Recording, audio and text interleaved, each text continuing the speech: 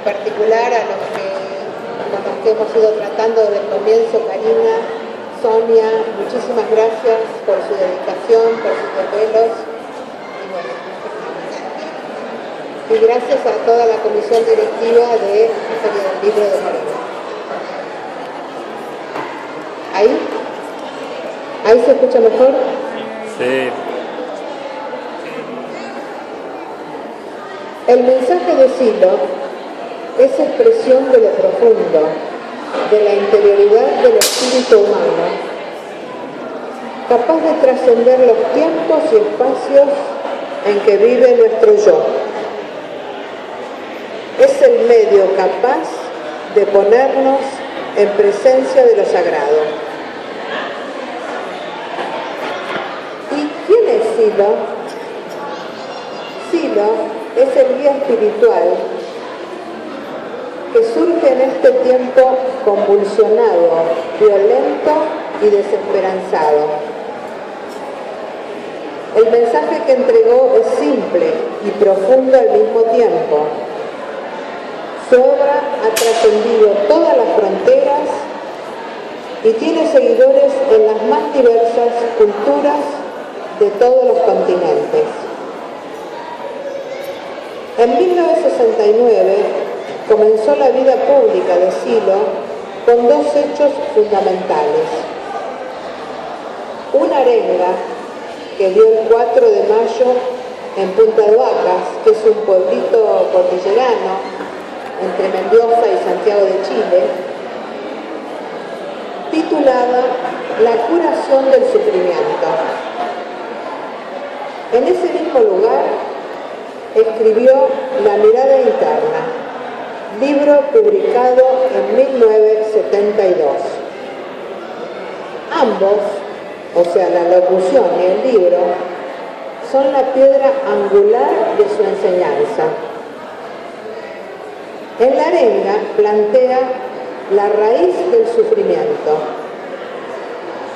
Dice, únicamente puedes acabar con la violencia en ti y en los demás y en el mundo que te rodea por la fe interna y la meditación interna. Mientras que en la mirada interna desarrolla cuál es el verdadero sentido de la vida.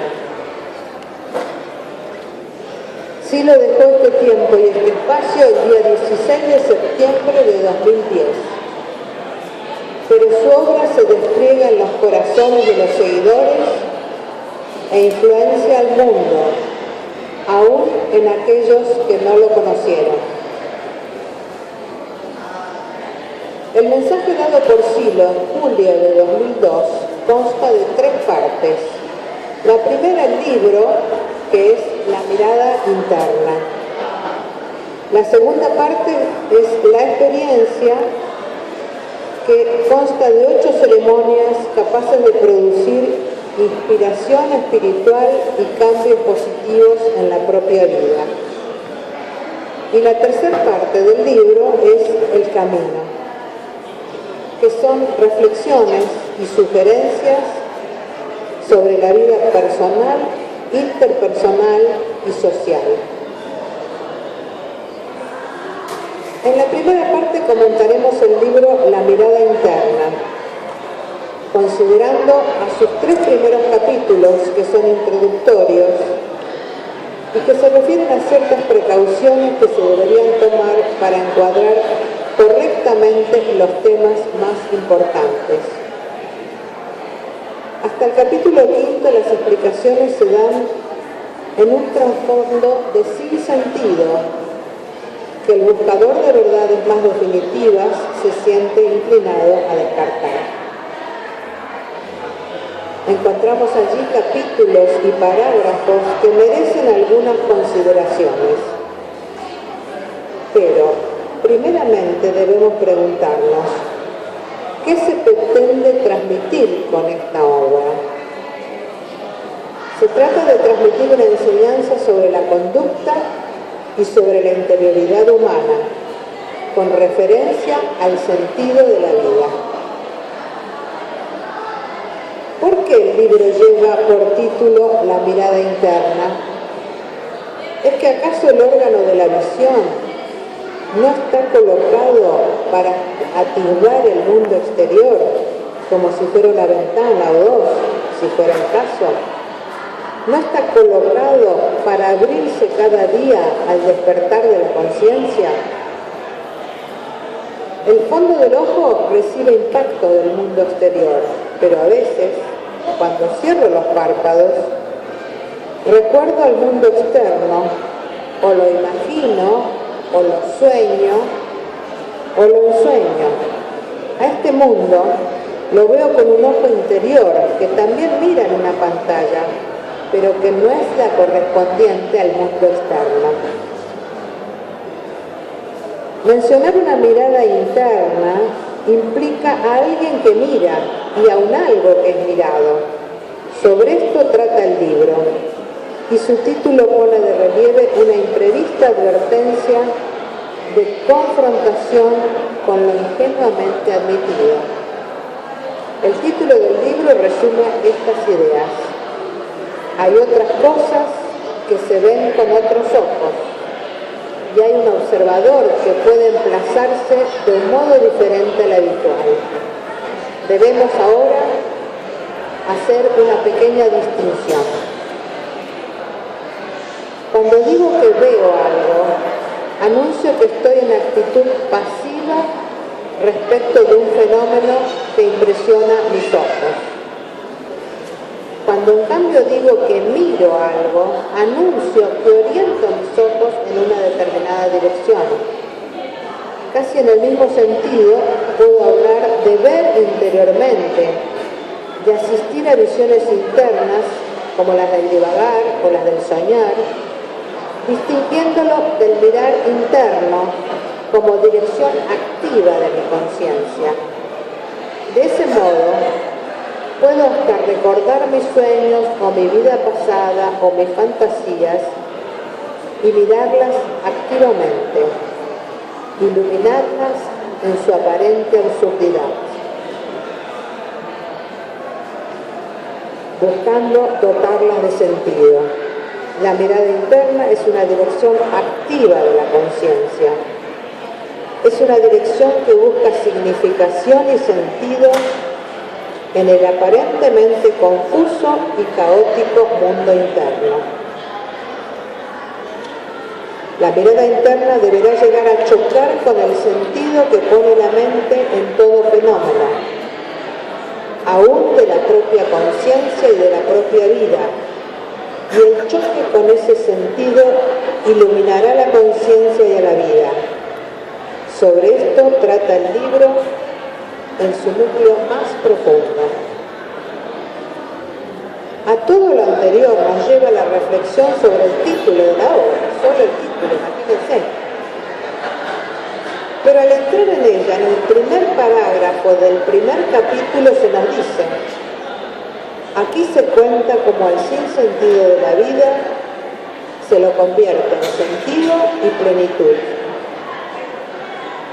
Y en el parágrafo 5 del mismo capítulo se aclara: aquí se habla de la revelación interior a la que llega todo aquel que cuidadosamente medita en humilde búsqueda. Queda marcado el objetivo: convertir el sinsentido de la vida en sentido, y además está trazado el modo de llegar a la revelación del sentido en base a una cuidadosa meditación. Entremos en materia. Silvia, por favor. Entrando directamente a la obra y comenzando por el primer capítulo llamado La meditación, vemos que desarrolla el modo de llegar a la revelación interior, previniendo de falsas actitudes que alojarían del objetivo propuesto. En el capítulo 3, el sinsentido, se comienza con la paradoja del triunfo-fracaso, esa palabra que asusta a muchos por no poder comprender su verdadero significado.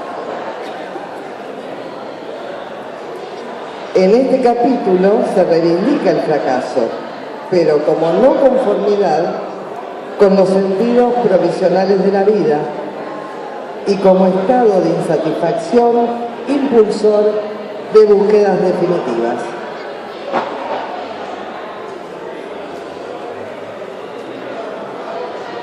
Para no hacer tan extensa la charla, vamos a hablar de los 10 capítulos centrales que de manera directa o indirecta hablan sobre la fuerza. El tema de la fuerza es de sumo interés porque permite, de una manera práctica, poner en marcha experiencias fundamentales que orientan hacia el sentido.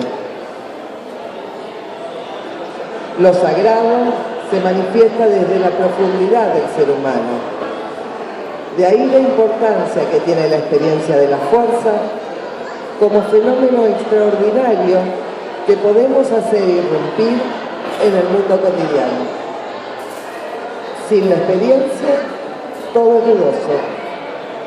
Con la experiencia de la fuerza, tenemos evidencias profundas. No necesitamos de la fe para reconocer lo sagrado. El contacto con la fuerza provoca una aceleración y aumento de la energía psicofísica, sobre todo si cotidianamente se realizan actos coherentes, que por otra parte crean unidad interna, orientando hacia el nacimiento espiritual. La fuerza se puede exteriorizar a distancia y mayor es su influencia si actúan numerosas personas, y aumenta aún más si la realizamos entre familiares, amigos, seres queridos.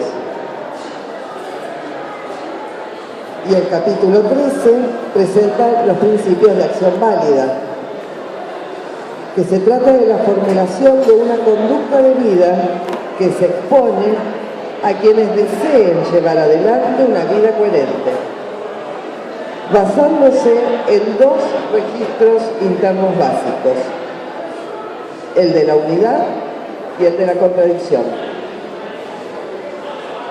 De este modo, la justificación de esta moral se encuentra en los registros que produce y no en las ideas o creencias particulares relativas a un lugar, a un tiempo o a un modelo cultural.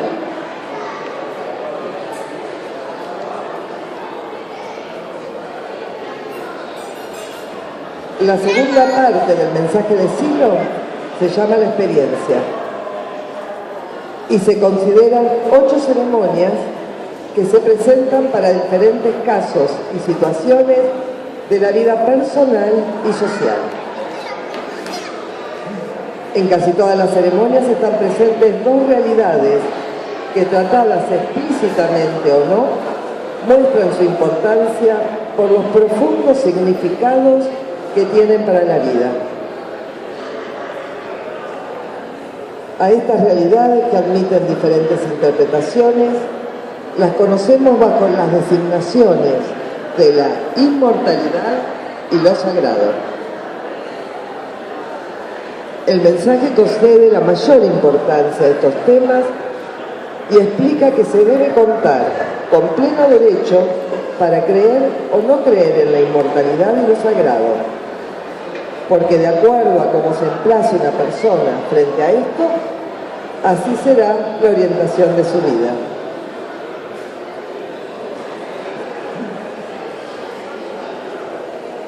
En las comunidades que se forman en torno al mensaje, se considera que las diferentes posturas asumidas frente a estos 2 grandes temas, que son la inmortalidad y lo sagrado, no deben ser simplemente toleradas, sino que deben ser genuinamente respetadas.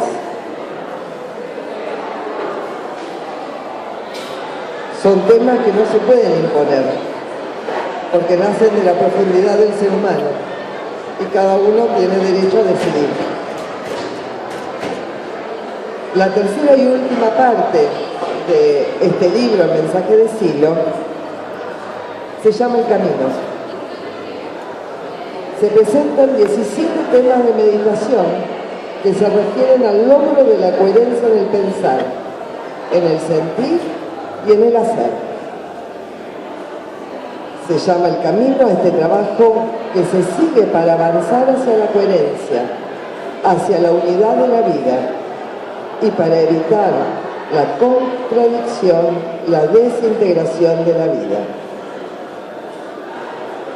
A estos 17 temas los agrupamos en 2 bloques. En el bloque de los primeros 8 temas se indica la situación en que está ubicado, quien busca coherencia y también el camino a seguir para avanzar hacia la coherencia. Y en el bloque de los 9 temas finales se indican las dificultades que se deben eludir para avanzar hacia esa coherencia. Vamos a enunciar solamente 4 parágrafos que en realidad 2 son preguntas y 2 son cuasi respuestas. No dejes pasar tu vida sin preguntarte quién soy. No dejes pasar tu vida sin preguntarte hacia dónde voy. No dejes pasar un día sin responderte quién eres. No dejes pasar un día sin responderte hacia dónde vas.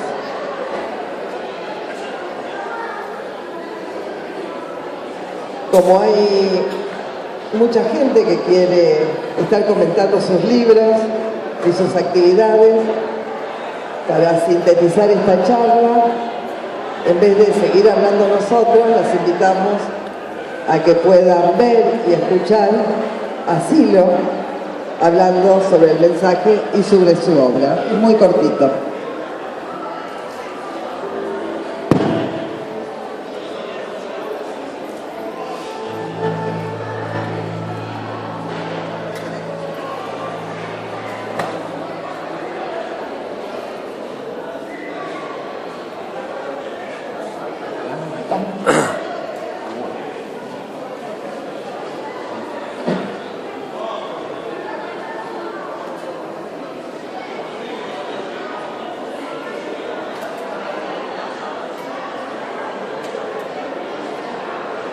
Hoy vamos a dirigirnos especialmente a los mensajeros que están reunidos en distintas partes del mundo. Nuestros comentarios se habrán de referir a las características más generales del mensaje. Comenzaremos por considerar los antecedentes del mensaje que se encuentran en 2 materiales producidos en 1969. El primero es un escrito conocido como La mirada interna, que se comenzó a escribir en este lugar de Punta de Vacas en 1969 y que se editó por primera vez en 1972. El segundo antecedente es un discurso, una alocución, conocida como la arenga de la curación del sufrimiento, y que fue dada el 4 de mayo de 1969 en este mismo lugar. Estos materiales se continuaron difundiendo en distintos formatos y a ellos se agregaron desarrollos que se editaron como títulos y libros separados y que finalmente terminaron por configurar los volúmenes de las obras completas del autor. Creo acertado decir que toda la obra producida no pasa de ser un conjunto de adaptaciones y desarrollos temáticos de los dos antecedentes citados. Así es que, si bien la obra puede ser desdoblada en distintos géneros literarios, psicológicos, sociales y otros, el núcleo de las diferentes elaboraciones se reduce a los dos antecedentes mencionados. Por esto, los distintos escritos y las distintas intervenciones públicas no son sino extensiones, desarrollos y explicaciones de las producciones básicas que hemos mencionado anteriormente. Hace poco tiempo apareció el mensaje.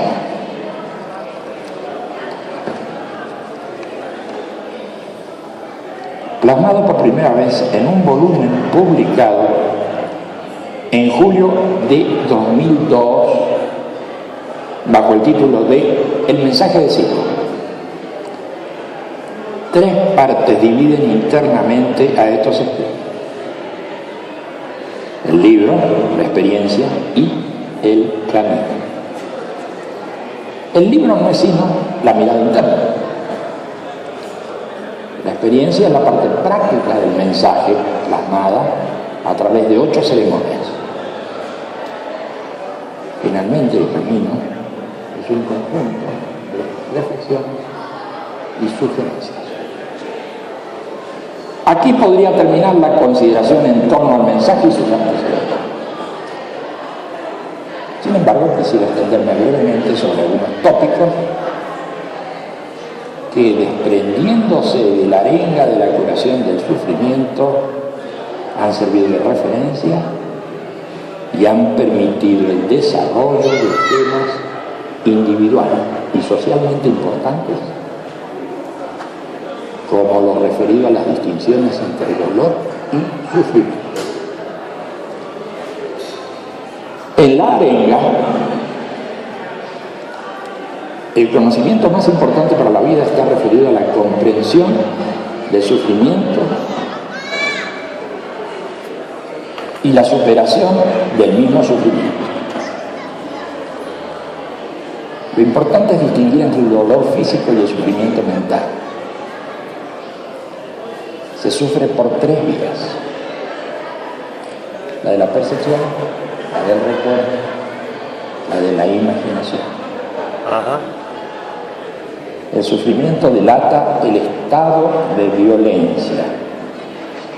violencia que está conectada al temor.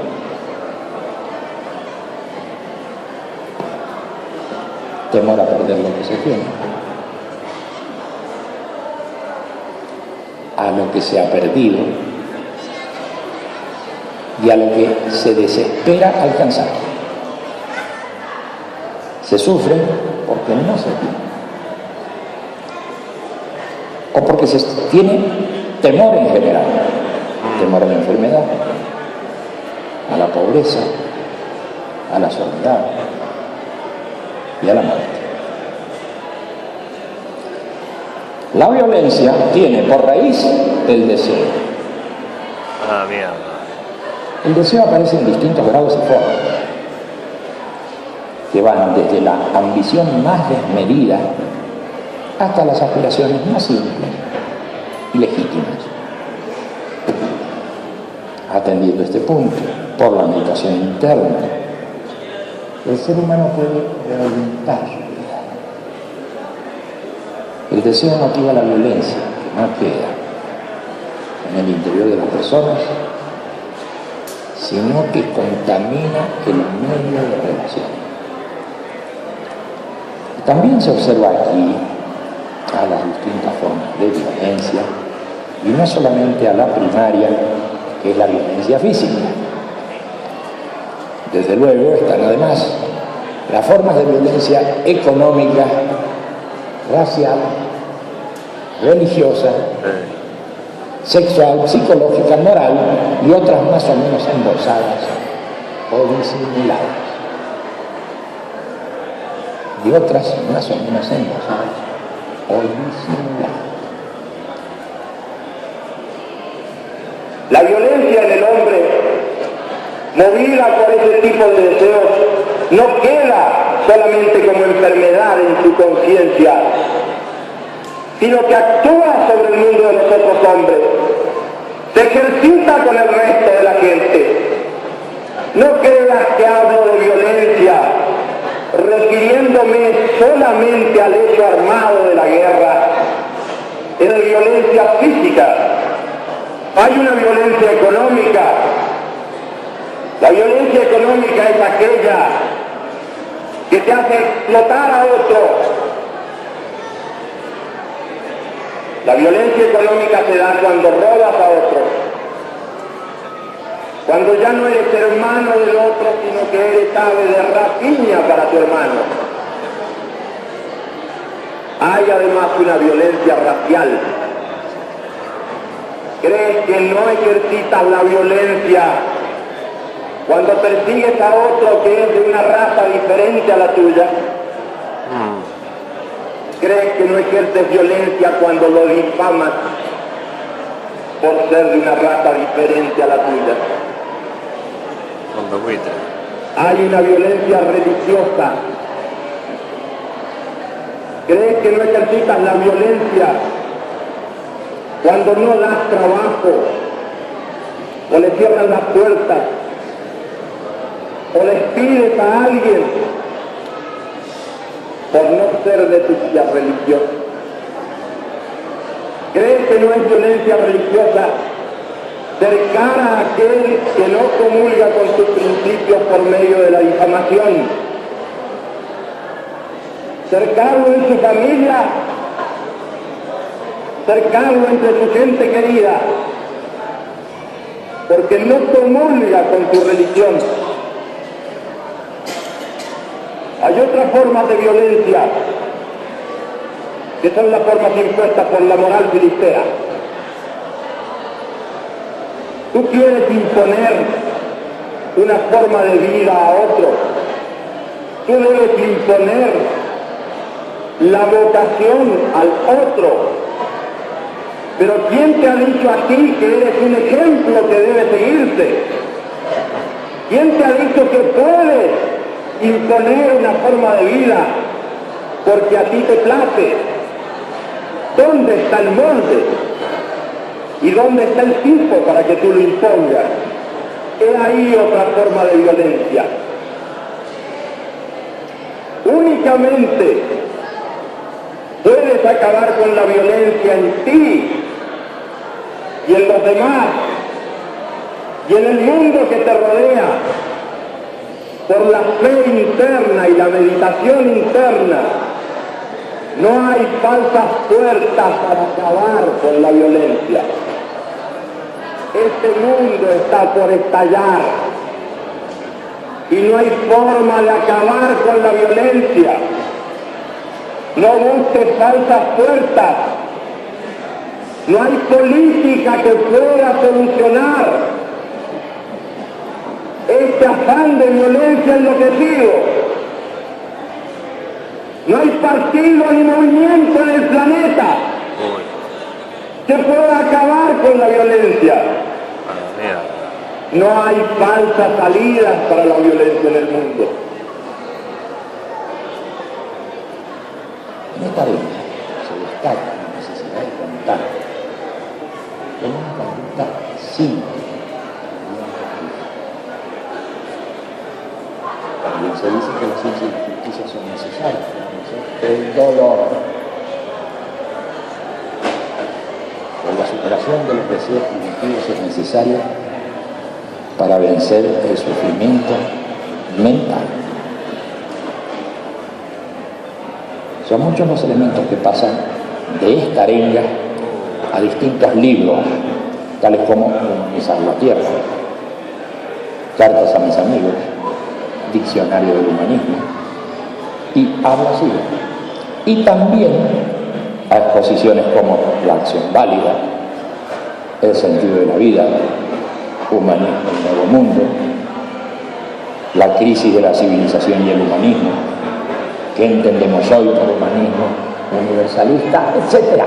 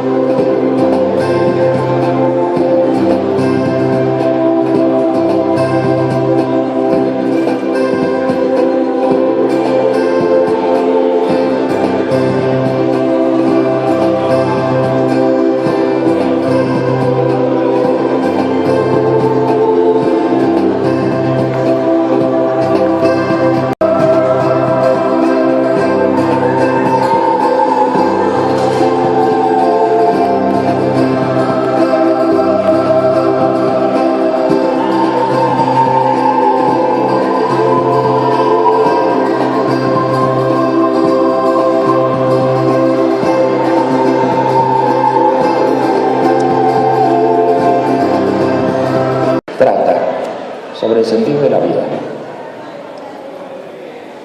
El tópico principal sobre el que discurre es el estado psicológico de contradicción. Allí se aclara que el registro que se tiene de la contradicción es el sufrimiento y que la superación del sufrimiento mental es posible en la medida en que se oriente la propia vida hacia acciones no contradictorias en general y en particular hacia acciones no contradictorias en relación con otras personas. Este libro contiene el germen de la espiritualidad social y personal y de una psicología y antropología muy amplias que van desde los libros, psicología de la imagen y apuntes de psicología, hasta mitos, raíces universales. También aparecen intervenciones públicas como acerca de lo humano, la religiosidad en el mundo actual y el tema de Dios. Allí se producen nuevos desarrollos y aplicaciones de la misma.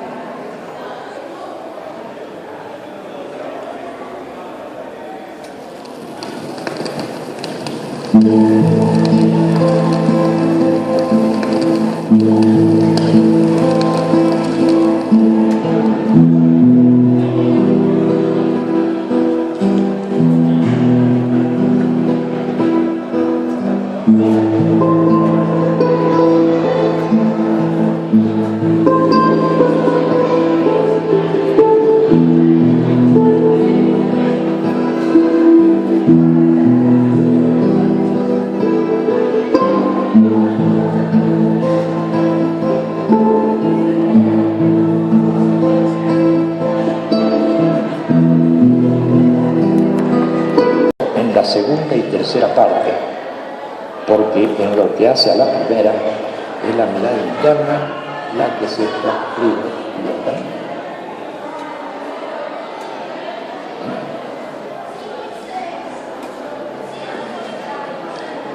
en obras literarias como las experiencias guiadas o en cuentos aparecen estas transcripciones, estas traducciones.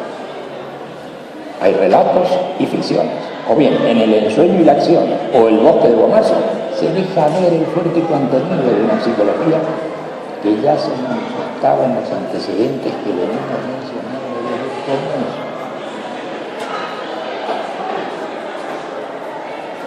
Para terminar con estos breves comentarios, quisiera anotar que el mensaje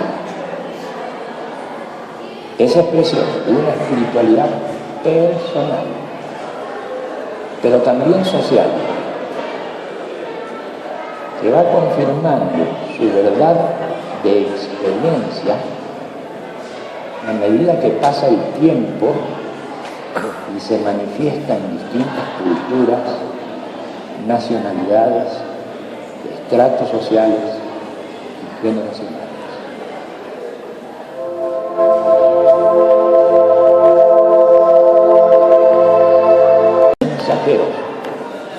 Es decir, aquellos que sienten y llevan a otros el mensaje,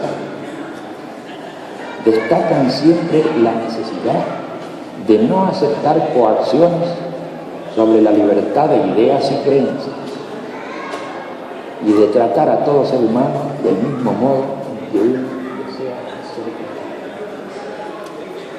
Este alto valor en relaciones interpersonales y sociales hace al mismo tiempo que los mensajeros trabajen contra toda forma de discriminación, desigualdad e injusticia. Interpersonales y sociales hace al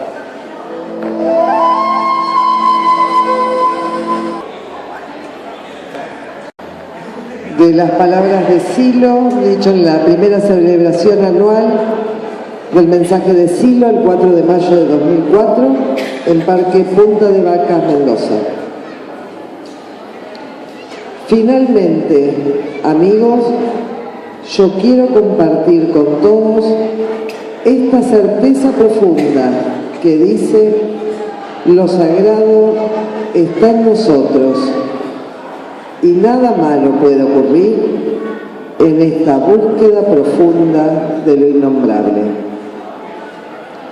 Creo que algo muy bueno ocurrirá cuando los seres humanos encuentren el sentido tantas veces perdido y tantas veces reencontrado en los recodos de la historia. Muchas gracias a todos y les deseamos paz, fuerza y alegría.